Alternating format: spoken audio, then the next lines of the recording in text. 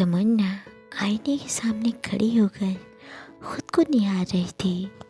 कितने दिनों बाद उसने अपने आप को गौर से आईने में देखा था, वह भी तब जब पति संदीप ने उसे टोक दिया, अब तुम बूढ़ी हो गई हो, तुम में अब वो पहली वाली बात नहीं। आईने के सामने खड़ी होकर बस वो संदीप की बातों की समीक्षा कर रही थी और आईने में खुद को देखकर धीरे धीरे बुदबुदा रही थी, क्या वो सचमुच बूढ़ी हो गई है? काफ़ी हद तक आईना जवाब दे चुका था। उसके बालों में हल्की सफ़ेदी नज़र आने लगी थी, चेहरे पर भी हल्की झुर्रियाँ। चेहरा भी पहले से काफ़ी ढला हुआ नज़र आ रहा था। शरीर देखकर ऐसा लग रहा था जैसे आराम मांग रहा हो। न पहले जैसा नूर था, न ही चेहरे पर मुस्कुराहट। वह पहले जैसी वाकई नहीं थी, सचमुच बदल चुकी थी। अब तो आईना बिता हुआ कल तो बता नहीं सकता। जो भी दिखाएगा आज कहीं दिखाएगा, और आज जो जैसा है वैसा ही दिखाएगा। कम से कम उसे झूठ बोलने की आदत नहीं। वो सच का सामना तमन्ना नहीं कर पा रही थी। इस कारण आईने के सामने से हट गई और पलंग पर बैठी अकेली सोचती रही। संदीप ने कुछ गलत नहीं कहा। उम्र क्या है उसकी अभी, सिर्फ 35 साल, और इस 35 साल की उम्र में वो 50 साल की औरत जैसी हो गई है।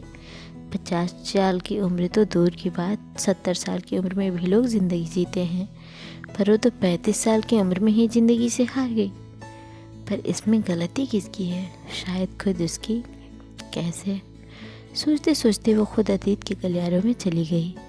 जब वो शादी होकर इस घर में आई थी, घर में सास ससुर, पति संदीप, देवर निखिल और ननद प्राची थी। सब लोग बहुत अच्छे थे, लेकिन तमन्ना की आदत थी कि वह किसी को कोई काम न करने देती। जब कोई मदद भी करता तो आदर्श बहू बनने के चक्कर में कहती, अरे बहू के होते हुए घर के लोग काम करेंगे, अच्छा लगता है क्या? सबको लगता कि तमन्ना को शायद काम में मदद कराना पसंद नहीं, इसलिए धीरे धीरे सब ने मदद करना छोड़ ही दिया। जब कोई कहता कि देखो तमन्ना ने पूरे घर को अकेले संभाल रखा है, तो फूल कर कुपा हो जाती। जब तमन्ना का बेटा प्रतीक हुआ, तब भी सासू माँ कुछ करने की कोशिश करती तो तमन्ना उसे मना कर देती। सासू माँ को भी यही लगता कि शायद तमन्ना को उनका काम पसंद नहीं आता, इसलिए धीरे धीरे उन्होंने भी प्रतीक के कामों से खुद को दूर कर लिया। संदीप कई बार कहता, तमन्ना अब तुम दिन भर घर में और बच्ची में लगी रहती हो, कभी मेरे लिए भी वक्त निकालो, मेरे साथ भी कुछ पल बिताओ। तो तमन्ना संदीप को झड़क देती, तुम्हें सिर्फ अपनी ही पड़ी रहती है, देखते नहीं मैं कितना थक जाती हूँ। अरे तो सबकी मदद लिया करो ना, किसने मना किया है? काम वाली हम अफोर्ड नहीं कर सकते, लेकिन काम से कम काम मिलकर काम तो करवा ही सकते हैं ना। हाँ रहने दो, मुझे नहीं अच्छा लगता कि मेरे रहते घर में कोई काम करे, मैं खुद कर लूँगी ना। तमन्ना समझती क्यों नहीं तुम इंसान हो, कोई मशीन नहीं। हद है, अपने घर के काम करने में कोई मशीन बन जाता है क्या? संदीप कहीं भी घूमने के लिए कहता तो काम का बहाना बनाकर मना कर देती। इतना काम तो पड़ा है, कैसे जाऊं? फिर ऊपर से प्रतीक भी तो है। अरे तो मम्मी पापा संभाल लेंगे ना, थोड़ी देर की ही तो बात है। ना बाबा ना, मैं अपनी जिम्मेदारी से मुंह नहीं मोड़ सकती। संदीप कुछ कह ना पाता। धीरे धीरे संदीप ने भी कहना छोड़ दिया। अब अपने दोस्तों के साथ ही कहीं घूमने जाता, अन्यथा घर पर ही रहता। वक्त ऐसे ही गुजर रहा था। पहले ननद और फिर देवर की भी शादी हो गई। देवर की जॉब दूसरे शहर में थी, तो जाहिर सी बात है देवरानी भी उसके साथ दूसरे शहर चली गई। लेकिन तमन्ना, उसके अभी भी वही के वही हाल, लेकिन अब और बदतर हो गए। पहले किसी की मदद लेती नहीं थी और अब कोई मदद करता नहीं था। इस कारण अब खुद चिड़चिड़ी होने लगी थी। मेरी तो कोई मदद ही नहीं करता, दिन भर घर में लगी रहती हूँ। देवरानी खुद तो देवर के साथ दूसरे शहर चली गई और मैं यहाँ अकेली सास ससुर की सेवा करती रहती हूँ। मैं अकेली बहू हूँ क्या, जिसके माथे ही सब कुछ है? मन ही मन बड़बड़ाती जाती और काम करती जाती। आज सुबह यही हुआ। जब पड़ोस वाली आंटी मम्मी जी से मिलने आई तो बातों बातों में उन्होंने कहा, एक बात तो है भाभी जी, आपकी सेवा तो तमन्ना ही करती है, छोटी बहू तो अपने पति के साथ दूसरे शहर में चली गई। सुनकर तमन्ना को बड़ा अच्छा लगा कि उसकी तारीफ़ हो रही है, लेकिन जैसे ही सासू माँ ने जवाब दिया, तमन्ना का मुंह उतर गया। देखिए बहन जी, हमारे लिए तो हमारी दोनों बहू एक जैसी है, दोनों के लिए हमारे दिल में एक समान ही प्यार है। सारी सेवा तो मैं करूं और वो मैडम वहाँ बैठे बैठे तारीफ़ के हकदार बन जाती हैं।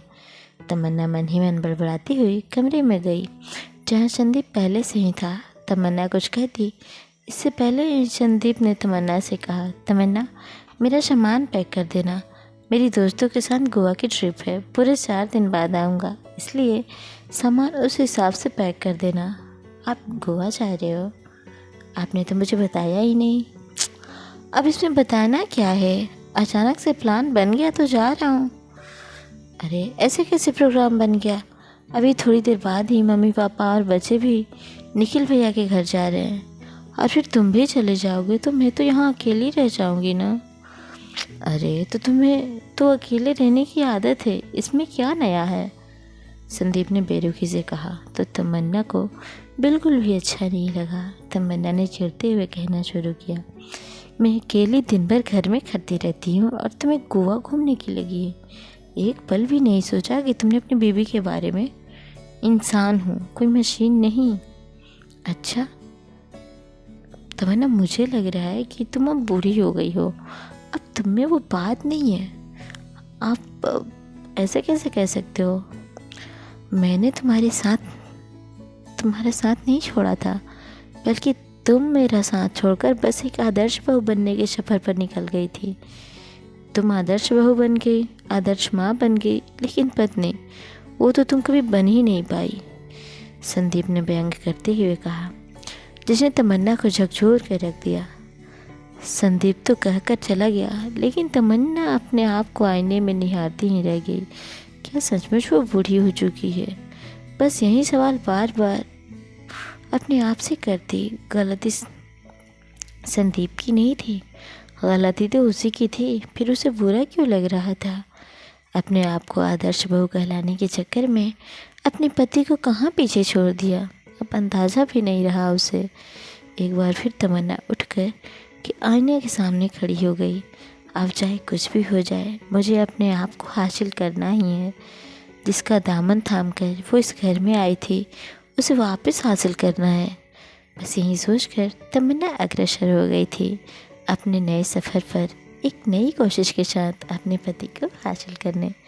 सो फ्रेंड्स, आपको ये कहानी कैसी लगी हमें कमेंट करके ज़रूर बताएं। मिलते हैं ऐसे ही किसी दूसरी कहानी में, तब तक के लिए नमस्कार, प्रणाम। अपना ख्याल रखें, अपनों का ख्याल रखें। Bye bye.